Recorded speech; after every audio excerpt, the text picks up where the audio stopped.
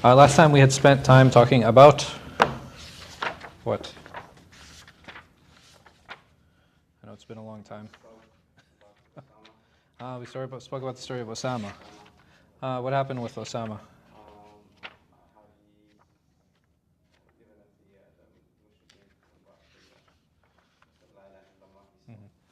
Yeah, that even if you doubt a person's Islam, that doesn't give you right to kill them. And we also spoke about types of death. The types of murder, right? Types of murder and how they should get addressed. Okay. In Sharia. Mm-hmm. And then besides that, we spoke about Why didn't Osama pay. Yeah. And Why didn't he pay and why didn't he fast? why didn't he fast? Because there was a doubt. There was a doubt on? There was a doubt on the Islam of the person that he killed. Right, there was a doubt on the Islam of the person. Ahsant. Good. طيب.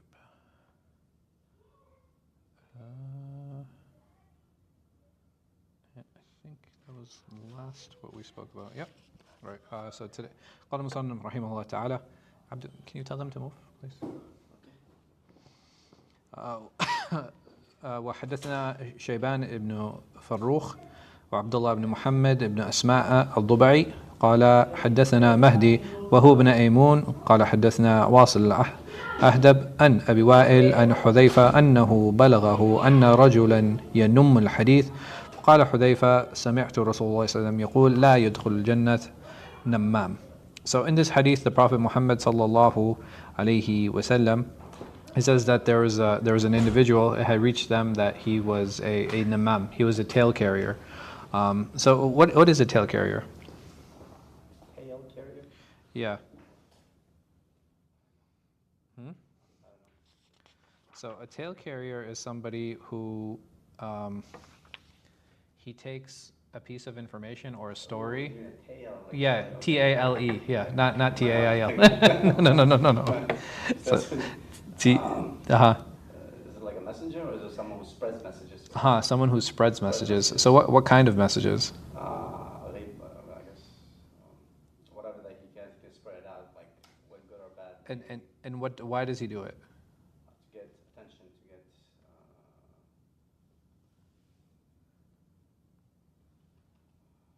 get. Why would somebody spread stories? Yeah, I mean, I think you're right. It's right to get attention and to give himself what? Like he's the importance. He's the first one who's. He's like the first one who heard it or the first one who said it. And usually, what is the result of this? What happens? It can cause chaos. I mean, depending on what tail he's carrying, I mean, usually it's negative. It will cause within the society like bad thoughts amongst people. So what's interesting in this hadith is that over here, that this individual, he would actually go to the governor. He would actually go to the governor. As comes in the next narration, as comes in the next hadith. But we'll talk, inshallah, when we get there, we'll talk about it. قال حدثنا علي بن حجر السعدي وإسحاق بن إبراهيم قال إسحاق أخبرنا جرير عن منصور عن إبراهيم عن همام بن الحارث قال كان رجل ينقل الحديث إلى الأمير. So you had an individual who used to take tales to the Amir, to the governor. فكنا جلوسا في المسجد, and we were sitting in the masjid. فقال القوم, so a group of people said هذا ممن ينقل الحديث إلى الأمير. So they actually pointed him out. They said this guy, he takes stories to the Amir.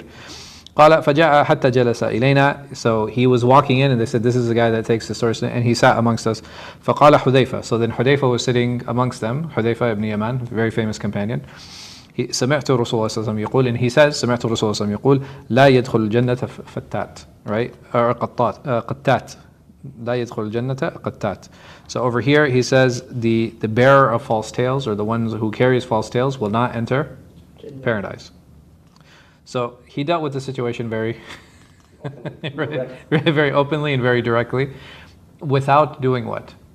Without, I guess, making them feel bad. Not necessarily feel. Oh no, he should feel bad. Without what though? Did he say you are carrying tales? Without pointing it out. Without pointing out this Basically, individual. he said it over there, but the message went. Right? He threw the arrow, but the arrow still found the target. Right? So the thing is, he said it in a general way, so that he wasn't actually pointing out that person. Why? Because the people, they're just saying this. And is it possible that they're mistaken? Right? Is it possible that maybe even some of them are lying? Absolutely, right? So Hudayfa, out of his wisdom, he didn't actually point him out. He said, you, come here. Didn't you know that you shouldn't tail carry? So over here, why is it important? In the first hadith, the Prophet ﷺ said, "La yadkhulul jannata nammam." Like a person who tails carry will not enter paradise. And Hudayfa, he says the same thing, but I would say the context is very specific. In the first hadith, it's general, right? Anybody who tail carries. And in the second hadith, the people are saying they're complaining about him taking tails to the emir, to the governor. But it still has to do with the same idea that we were talking about, right? There's one more hadith, and we'll read that inshallah, and then we'll talk about all the hadith together. The adab of the Hudayfa is amazing. Like, Yeah. trust issue. I mean, instead of, like you said, pointing it out. Yeah. He just kept it a general advice. And not just that, he didn't say anything from himself, right? He said what? The Prophet ﷺ said. قال وحدثنا أبو بكر بن أبي شيبة قال حدثنا أبو معاوية ووكيع عن الأعمش حاب تحويل الإسناد وحدثنا من جاب ابن الحارث التميمي ولفظ له قال أخبرنا ابن مسهر عن الأعمش عن إبراهيم عن همام ابن الحارث. So this end of the hadith is very similar to the previous one. قال كنا جلوسا مع حذيفة, that we were sitting with حذيفة في المسجد فجاء في المسجد, in the masjid, فجاء رجل حتى جلس إلينا. So somebody came into the masjid and he sat down with us. فقيل لحذيفة, and it was said to حذيفة, إن هذا يرفع إلى السلطان أشياء, is that he takes to the sultan, he takes to the governor, he takes to the leader, he says things to him, and implying that he takes information, and what is he doing? He's reporting. He's almost spying, right? فقال حذيفة إرادة أن يسمعه, and he said it in a way that he wanted him to hear. سمعت رسول الله صلى الله عليه وسلم يقول, I heard the Messenger of Allah صلى الله عليه وسلم say, لا يدخل الجنة قتات, that the person who tail carries will not enter the paradise. Or the one, like qattat is a little bit more specific. It's like the one who carries false tales, right? The one who carries false information. And we had said, like, what drives an individual to do this?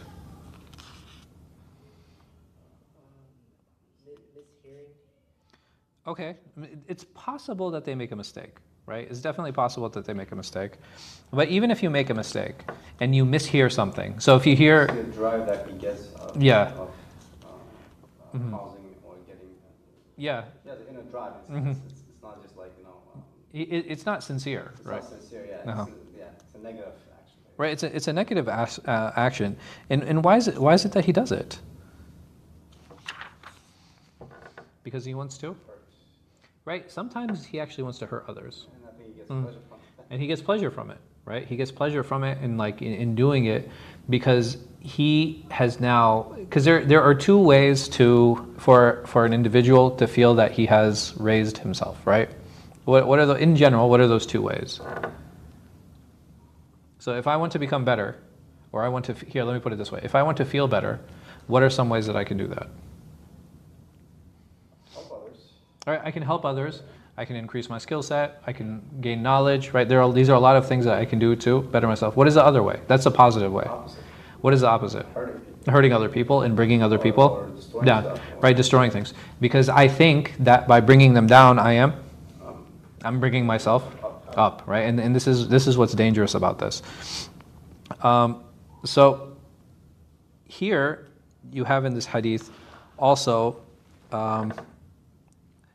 How do you deal with the namam, right? So how do you deal with the tail carrier, right? Because that was one part. One part of it was the Prophet ﷺ, him giving a spiritual warning on what happens to a person who tail carries.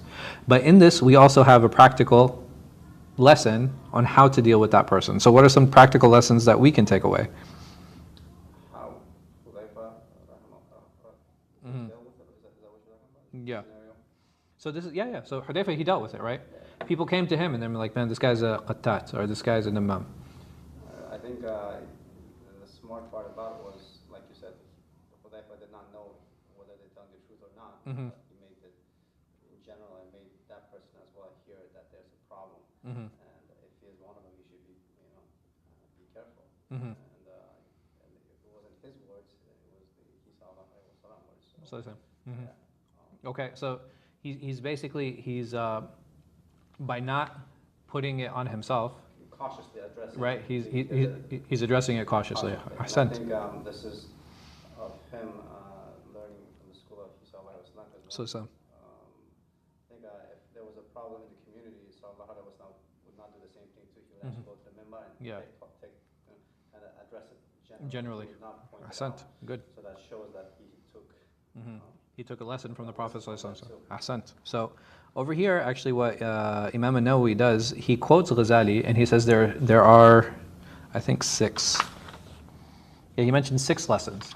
He says the first lesson is أن لا يصدقه لأن النمام فاسق. He says that if somebody brings to me a piece of information, I shouldn't what? Verify. I shouldn't what? Believe. So if I have to verify, I'm not what? I'm not trusting him, right? Basically, if he comes to me with a piece of information, I shouldn't trust. I shouldn't trust it. That's number 1. الثاني أن ينهاه عن ذلك بنصحه ويقبح له فعله. That I should warn him from tale carrying and tell him that what you're doing is wrong and evil. الثالث أن يبغضه في الله تعالى فإنه بغيض عند الله تعالى. He says that, and he should hate him for the sake of Allah. And he should hate it for the sake of Allah. Why?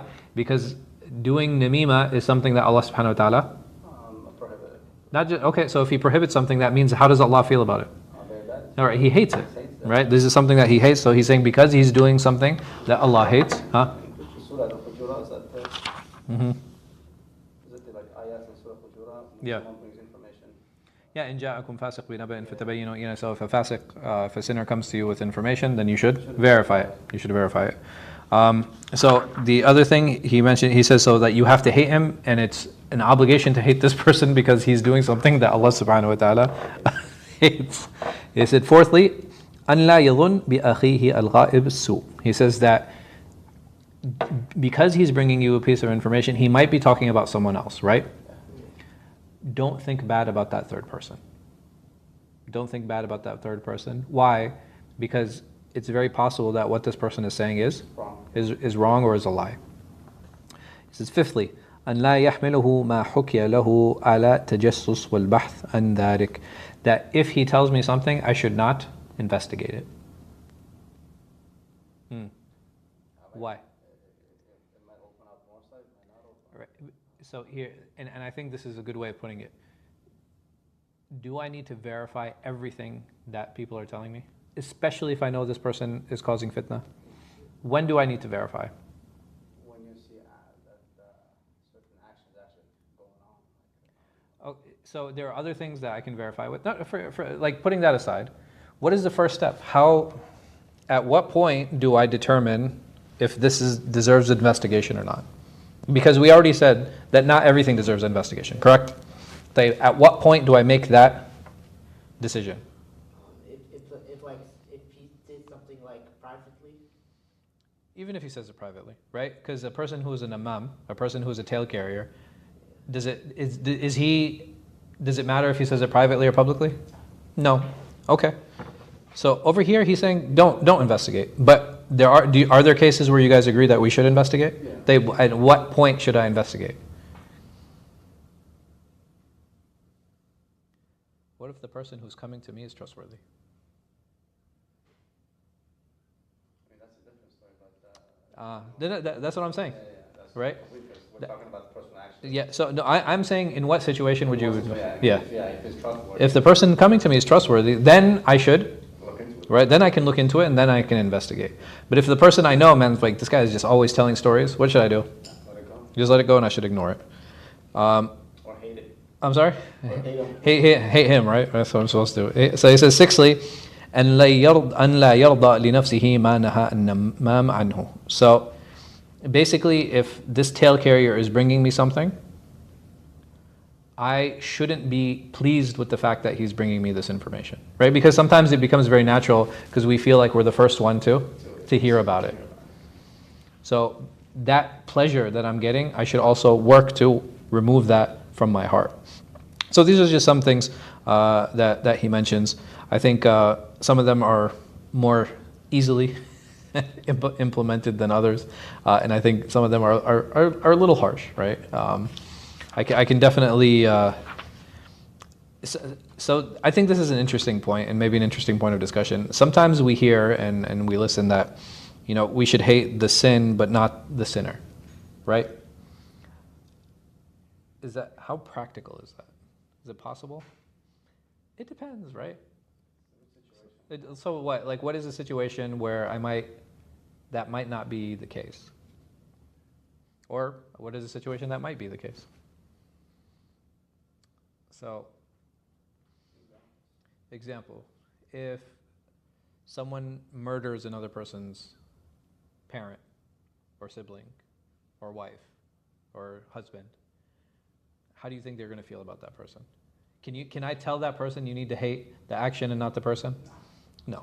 Oh, Yeah. I think I have a scenario. Go ahead. And this is actually from one of the Sahabas, Mhm. and he put it beautifully. So I think he was in the market, Mhm. and they were beating, all the people were beating one person. Mhm. And he goes and he stops, what are you guys doing? And he says, he's a thief, he just stole again. And he said, instead of beating him, why don't you guys help him? He's drowning in the sin. In sin, yeah. If someone is drowning in the ocean, you're Yeah. going to save them, right? Yeah. So, hate the sin, but not him. If he actually stops and, Sure. And so what is the situation here that we might be able to separate? That makes it easier to do that. What is he doing? Sinning. No, but what is the action that he did? Because a person who killed someone, that's sinning too, right? The level of sin, which It's not the level of sins. I think it's the type of sin that has an effect. So, for example, if somebody steals $5 from me, is it necessary that I'm going to hate that person? No, that's what I'm trying to do. Right. I might be angry with him. I might be upset with him, but I'm not going to am I going to go through my whole life like, oh man, this guy, he stole $5 from me. Or I remember those $5 that he took from me. Yeah, so, that's kind of Right. what I'm trying to say. Yeah. But there might be certain sins that are much more personal, right? If somebody, like murder was one example, like rape is another example, right? That's another example. Is it easy to separate the sin from the person at that point? No, if you're a known member in the community and Yeah. someone in Jama'ah, falsified brings lies about Sure. children, I'm saying even those situations, somebody makes a claim against you, and they're like, he stole money from me, and he did this, and you didn't do anything.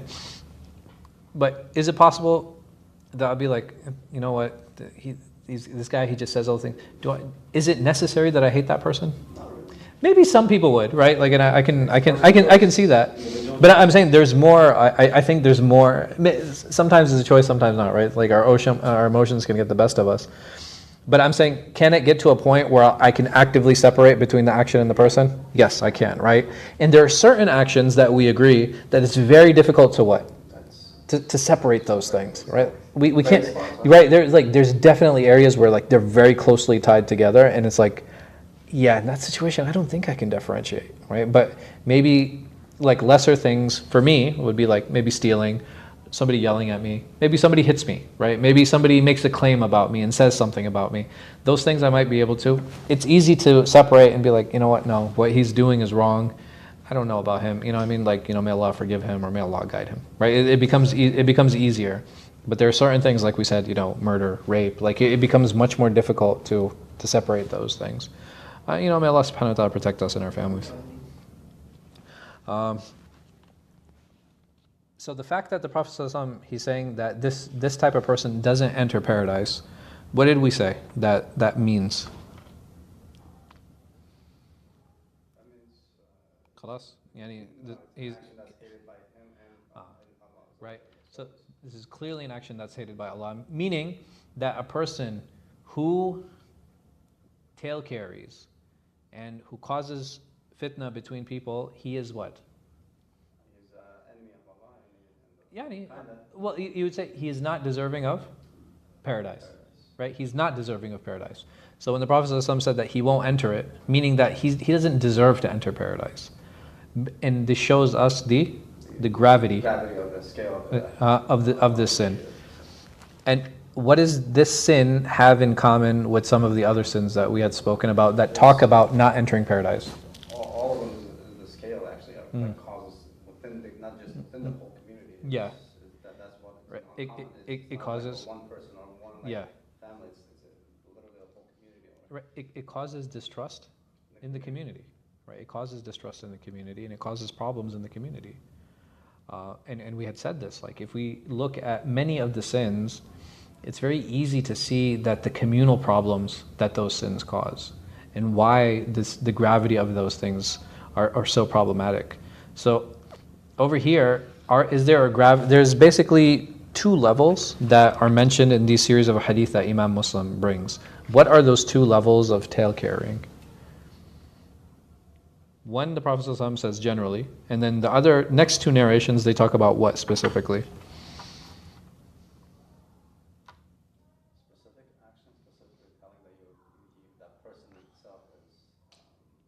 So when he said he said it generally. Generally. Whether good or bad. And over here, why? Sahaba said specifically, kind of addressing.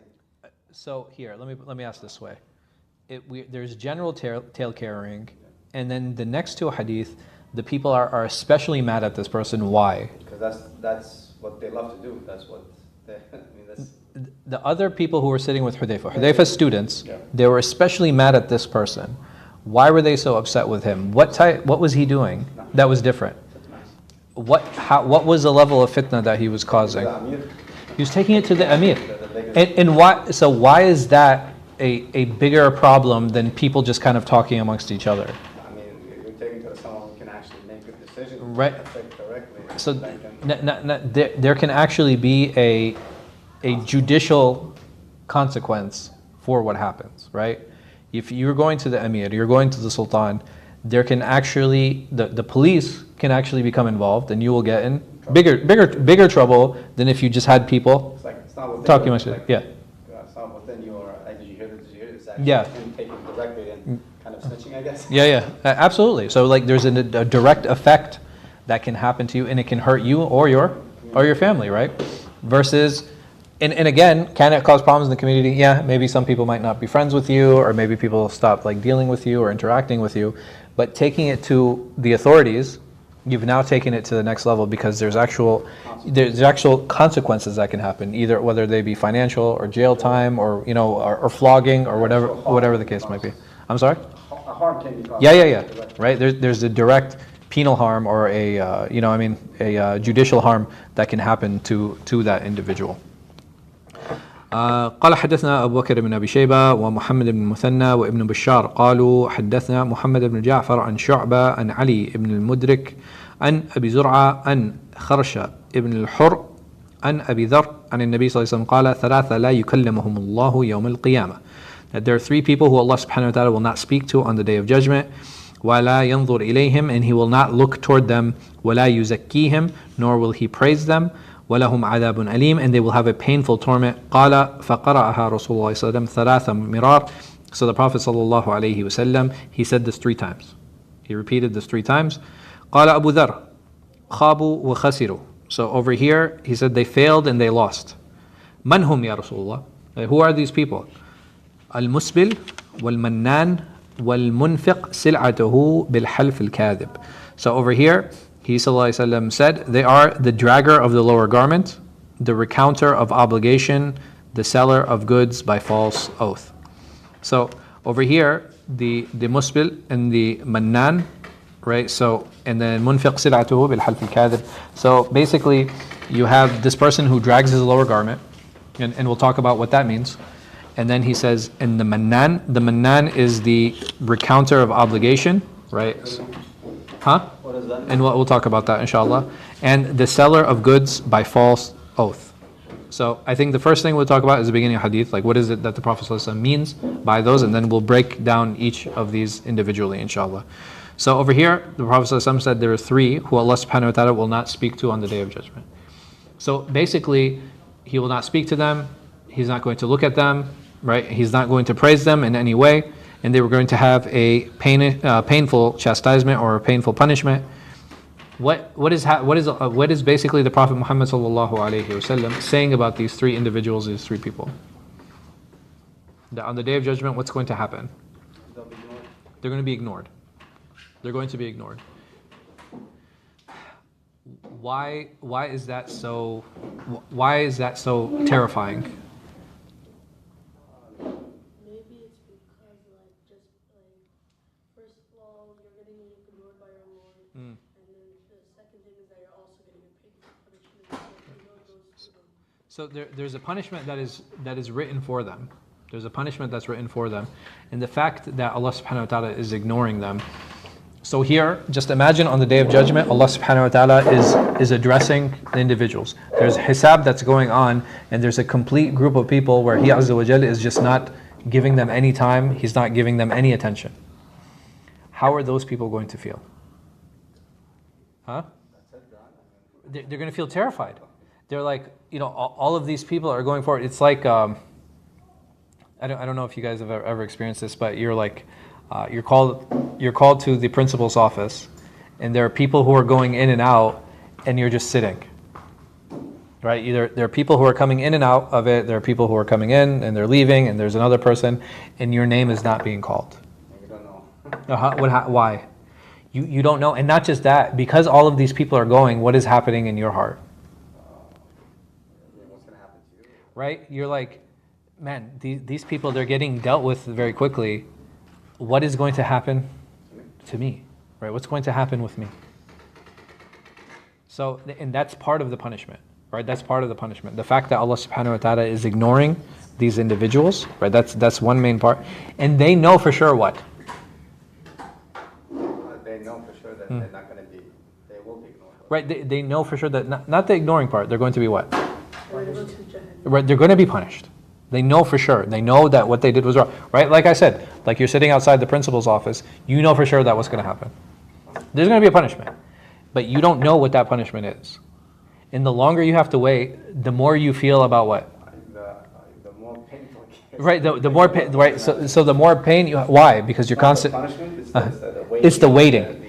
So subhanallah, like even this idea of waiting is something that is considered a punishment, which is why, one lesson that we can definitely take away from this is that when we make a promise to someone else or when we deal with someone else, we should never what?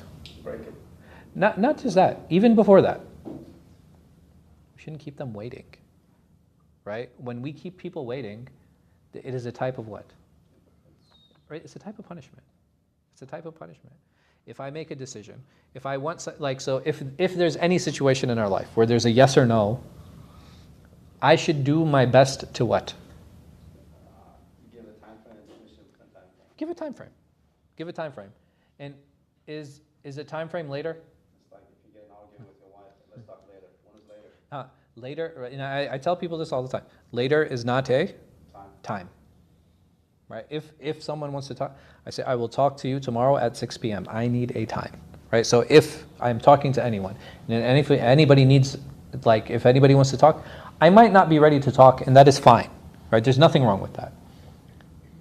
But the moment I say later, tomorrow, we'll see, what have I done? I've left this person hanging.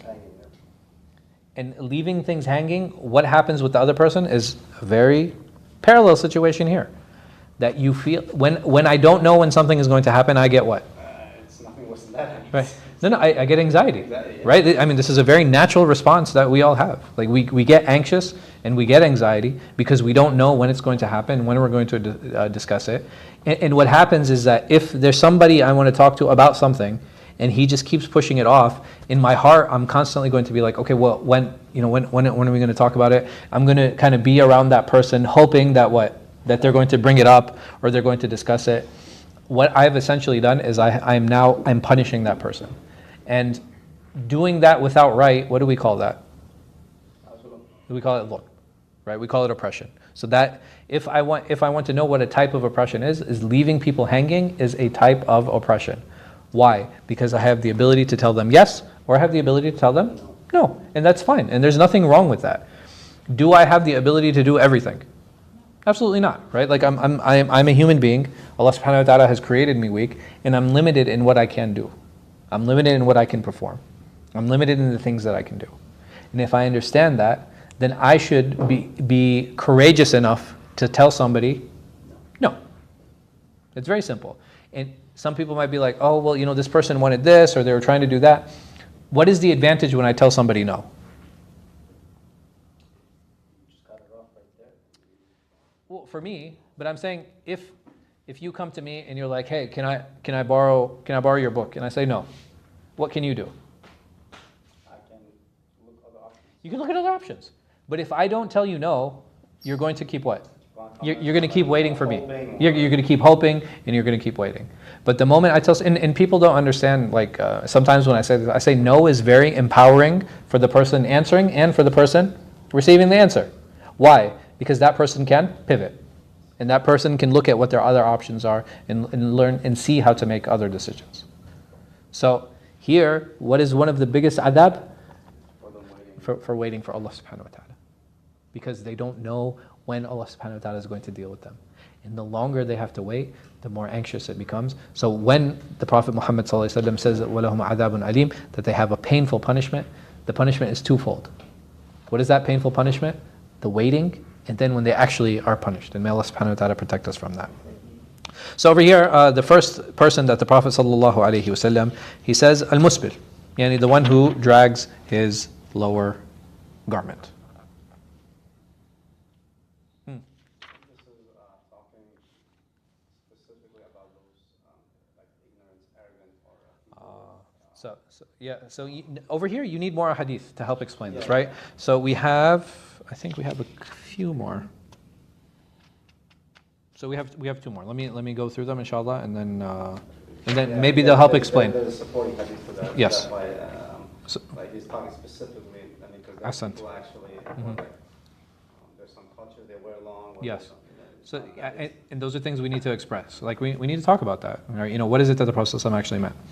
قال وحدثني أبو بكر ابن خلاد الباهلي قال حدثنا يحيى وهو القطان قال حدثنا سفيان قال حدثنا سليمان الأعمش أن سليمان ابن مسهر أن خرش ابن الحر أن أبي ذر أن النبي صلى الله عليه وسلم قال ثلاثة لا يكلمهم الله يوم القيامة, that there are three Allah subhanahu wa ta'ala will not speak to on the day of judgment.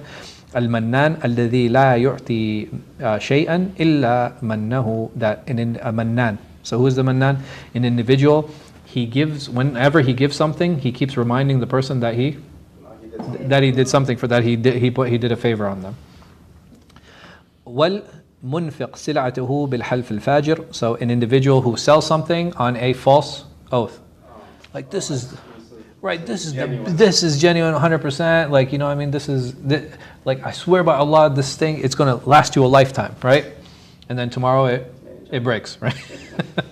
والمسبل إزاره, and the one who drags his lower garment.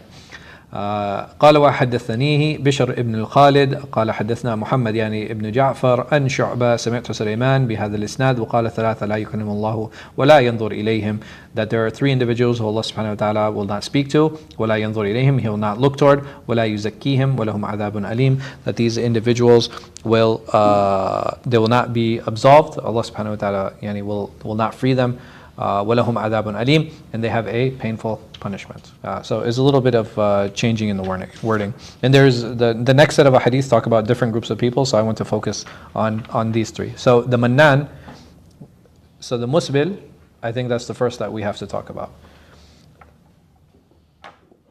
If we put these three together, right, the one who drags his garment, the one who keeps reminding others of the favors that he's done for them, and the one who swears by Allah and sells something to others. The last two, what connects them to help us, give us an understanding of the first? So the first two connecting one to the first. Yeah. So the one who keeps reminding others, what is he basically doing? Huh? Sure. And what does that say about the character of this person? He's actually kind of putting himself right. So there's arrogance that's there. طيب. The last person who the Prophet ﷺ mentioned, the one who sells something by making a false oath. What's going on with him?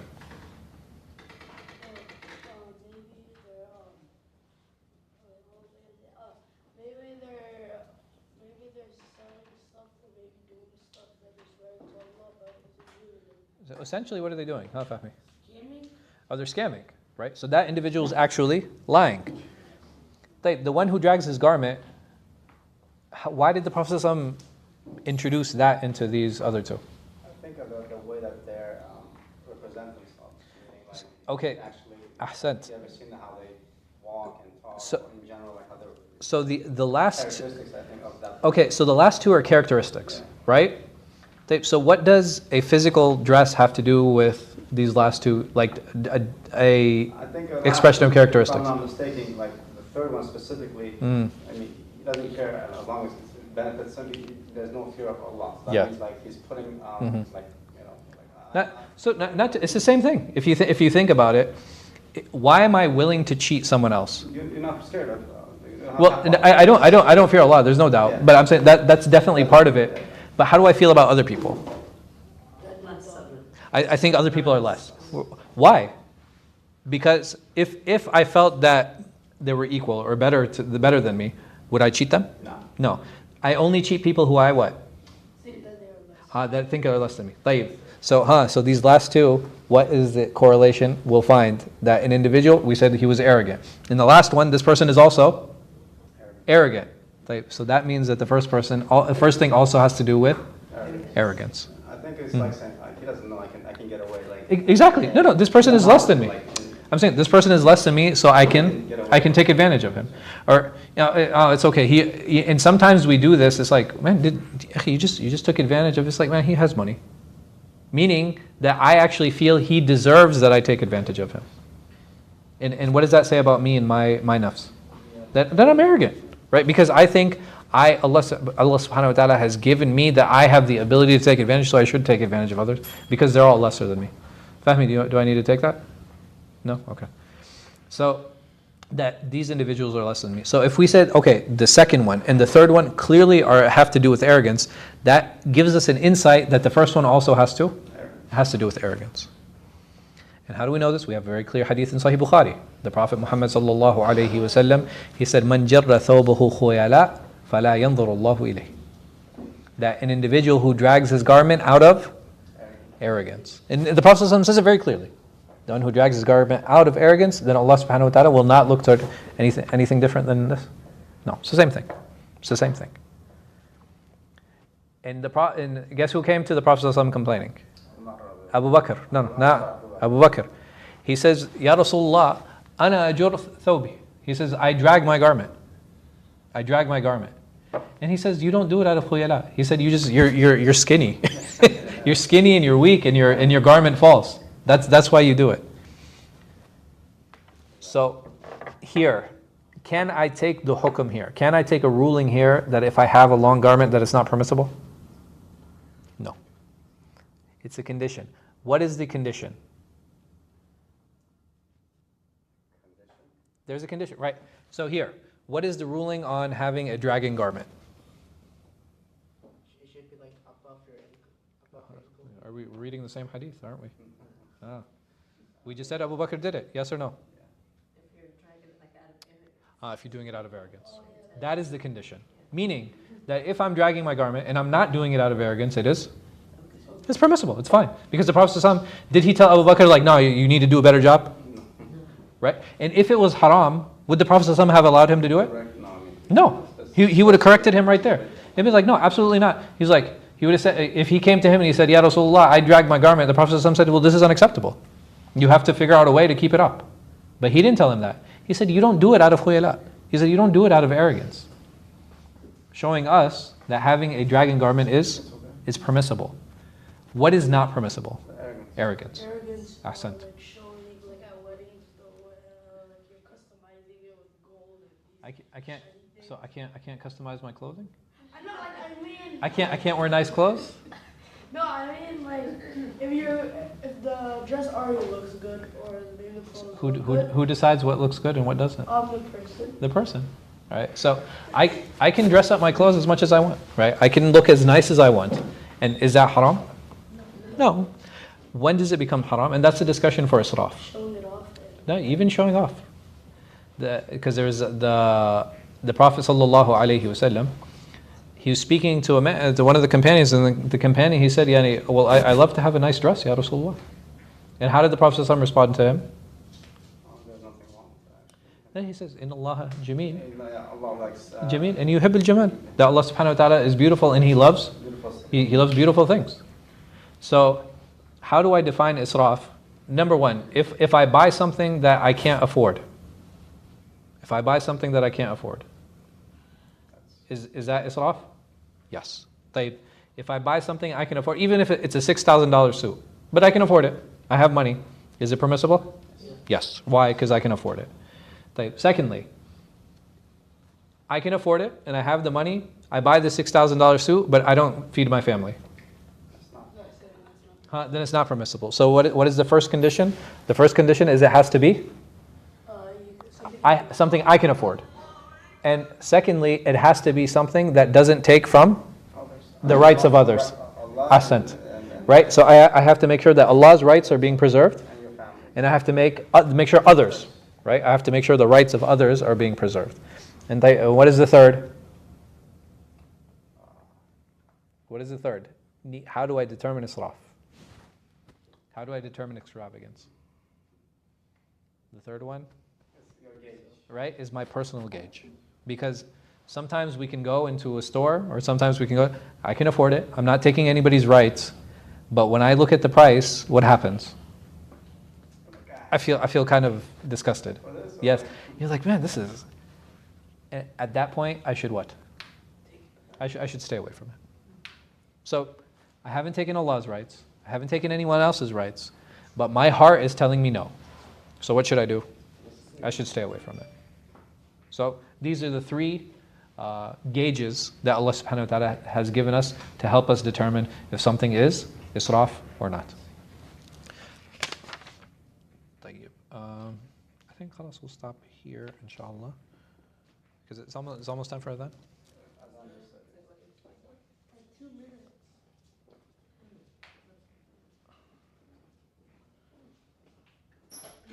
I think it's 16.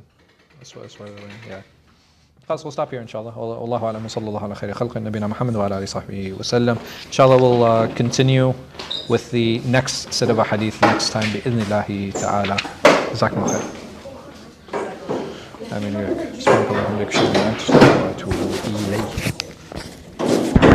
No, there's class tomorrow. Just leave it.